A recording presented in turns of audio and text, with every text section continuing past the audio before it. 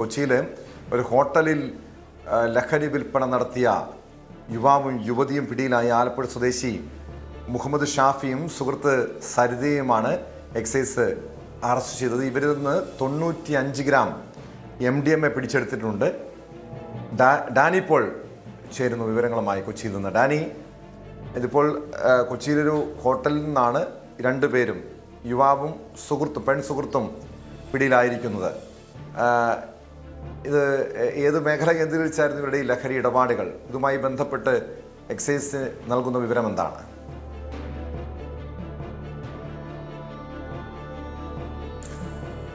Tom, ഇവരെ കഴിഞ്ഞ കുറേ നാളുകളായിട്ട് ബാംഗ്ലൂരിൽ നിന്നും മറ്റിടങ്ങളിൽ നിന്നുമായിട്ട് MDMA ഇവിടേക്ക് എത്തിക്കുകയും അതിനുശേഷം ഇവിടെ ഈ ഹോട്ടലുകൾ മുറിയെടുക്കുക, ഈ ഹോട്ടലുകളിൽ മുറിയെടുത്തുകൊണ്ട് അവിടെ ഇവരുടെ ഒരു വിൽപ്പന നടത്തുക എന്നത് തന്നെയായിരുന്നു ഇവർ ഉദ്ദേശിച്ചിരുന്നത്. പക്ഷേ ഇവിടെ ഹോട്ടൽ മുറിയുടെ എറണാകുളത്തേക്ക് വരുമ്പോൾ ഇവരൊരു പ്രവർത്തന രീതി ഇങ്ങനെയാണ്. എറണാകുളം കേന്ദ്രീകരിക്കുക, എറണാകുളത്ത് നിരവധിയായ ഹോട്ടലുകൾ ചെറുതും വലുതുമായുണ്ട്.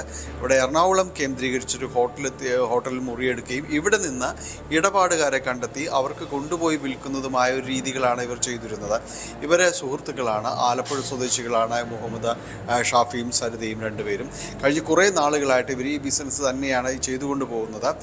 ഇതിൽ ഇവരെക്കുറിച്ച് വിവരം ലഭിച്ചതിൻ്റെ അടിസ്ഥാനത്തിൽ കഴിഞ്ഞ കുറച്ച് നാളുകളായിട്ട് എക്സൈസ് സംഘം ഇവരെ നിരീക്ഷിച്ചു വരികയായിരുന്നു. അപ്പോൾ ഈ അടുത്തിടക്കാണ് ഇവർ ബാംഗ്ലൂരിൽ നിന്നും വീണ്ടും ഇതുപോലെ ഈ ലഹരി വസ്തുക്കൾ എത്തിച്ചിട്ടുണ്ട് എന്നൊരു വിവരം എക്സൈസിന് ലഭിക്കുന്നത്.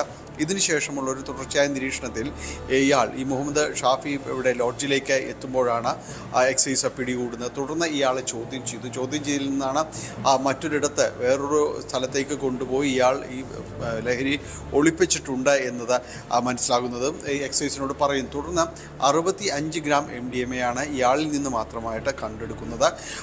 അതിനുശേഷമാണ് ഇയാളുടെ ഒപ്പമുണ്ടാകുന്ന ഈ സരിതയെക്കുറിച്ചുള്ള ഒരു അന്വേഷണം നടത്തുന്നത്. അപ്പോൾ അവർ ആലപ്പുഴയിലേക്ക് പോയിരിക്കും. ആലപ്പുഴയിലും സമാനമായ രീതിയിലാണ് ഇടപാടുകൾ നടത്തുന്നത്. ഗ്രാമിന് 4000 രൂപ വെച്ചാണ് ഇവർ കച്ചവടം നടത്തുന്നത്. അപ്പോൾ ഇത് സമാനമായ രീതിയിൽ തന്നെ ഈ സരിത ഇവിടേക്ക് എത്തുമ്പോൾ സരിതയും ഇതുപോലെ എക്സൈസ് സംഘം പിടികൂടുന്നു. തുടർന്നുള്ള ചോദ്യം ചെയ്യലാണ് ആലപ്പുഴയിലെ ഒരു വീട്ടിൽ, ഒരു സുഹൃത്തിൻ്റെ വീട്ടിൽ ഇവർ ഇത് ഒളിപ്പിച്ചിട്ടുണ്ട് എന്നൊരു വിവരം കൈമാറുന്നത്. തുടർന്ന് അവിടെ നടത്തിയ പരിശോധനയിൽ ഏതാണ്ട് 28 ഗ്രാമോളമാണ് ഇവരുടെ കൈവശമുള്ളതായിട്ട് കണ്ടെത്താനായിട്ട് സാധിക്കുന്നത്. അതായത് കൊച്ചി കേന്ദ്രീകരിച്ചുകൊണ്ടാണ് ഈ സംഘം ക്യാമ്പ് ചെയ്യുന്നത്. തുടർന്ന് 2 ജില്ലകളിലേക്കായിട്ട് ആലപ്പുഴയിലും അതോടൊപ്പം തന്നെ എറണാകുളത്തെ വിവിധ പ്രദേശങ്ങളിലുമായിട്ടാണ് ഇവരിത് വിതരണം നടത്തുകയും ചെയ്യുന്നത്. ഇവരിൽ നിന്ന് ഏതാണ്ട് 17,000-ലധികം രൂപ ഈ വിൽപ്പന നടത്തിയ ഇടയിൽ ഇവർ കണ്ടെത്തിയിട്ടുണ്ട്.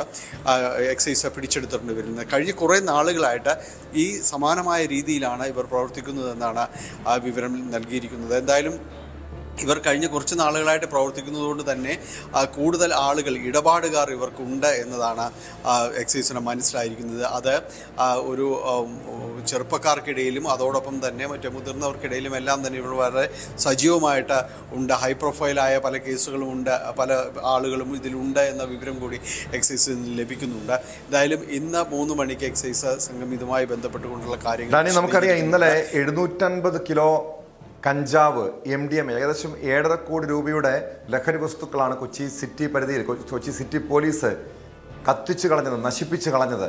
ഇങ്ങനെ ലഹരിക്കെതിരെ ശക്തമായ ഇടപെടലുകൾ നടക്കുന്നുണ്ട്. പ്രത്യേകിച്ചും കൊച്ചി ലഹരിയുടെ ഒരു പ്രധാനപ്പെട്ട ഹബ്ബാണ്. ഇവിടെയാണ് പല ഇടപാടുകൾ നടക്കുന്നത്. ഡോക്ടർമാർ, അഭിഭാഷകർ, അധ്യാപകരടക്കം ലഹരി കേസിൽ പിടിയിലായ പല സംഭവങ്ങൾ ഈ കഴിഞ്ഞ ദിവസങ്ങളിൽ തന്നെ റിപ്പോർട്ട് ചെയ്തതാണ്. ലഹരി പാർട്ടികൾ സജീവമായി നടക്കുന്നു.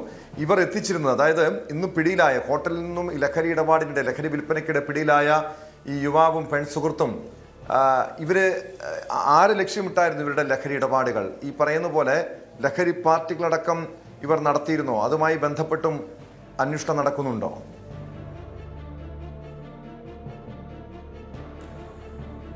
ടോം, ഇതിൽ എക്സൈസ് അന്വേഷണം തുടരുകയാണ്. ഇതിൽ ഇവർക്ക് പ്രാഥമികമായി ഇവരെ ചോദ്യം ചെയ്തതിൽ നിന്നും എക്സൈസിൻ്റെ അന്വേഷണത്തിൽ ലഭിച്ചിരിക്കുന്ന വിവരങ്ങൾ ഇവരെ ഈ കുറച്ച് പാർട്ടികളിലേക്ക് പോകാതെ മറ്റ് ചെറിയ ഇടപാടുകാരെ കണ്ടെത്തി അവർക്ക് താരതമ്യേന ഒരു റിസ്ക് കുറഞ്ഞ രീതി എന്ന രീതിയിലാണ് അവരത് നോക്കുന്നത്. പക്ഷേ കൊണ്ടുപോകുന്നവർ എന്ത് രീതിയിൽ ഇതുപോലെ പാർട്ടി നടത്തുന്നതിനോ മറ്റോ ആണോ എന്നുള്ളത് ഇവർക്കറിയില്ല എന്നതാണ് അറിഞ്ഞിരിക്കുന്നത്. എന്തായാലും ഇത്തരം കാര്യങ്ങൾ കൂടുതൽ വിശദീകരണം ഉണ്ടാകുമെന്ന് തന്നെയാണ് നമ്മൾ പ്രതീക്ഷിക്കുന്നത്. പ്രത്യേകിച്ച് പ്രത്യേകിച്ച് ഇതുപോലെ ഈ 2 ജില്ലകളിലായിട്ടുള്ള ഒരു വിതരണമൊക്കെ കേന്ദ്രീകരിച്ച് നടത്തുമെങ്കിൽ അത്യാവശ്യം നെറ്റ്വർക്ക് ഇല്ലാതെ ഇത്തരം കാര്യങ്ങൾ ചെയ്യാൻ കഴിയില്ല എന്ന് എക്സൈസ് സംഘം തന്നെ പറയുന്നുണ്ട്.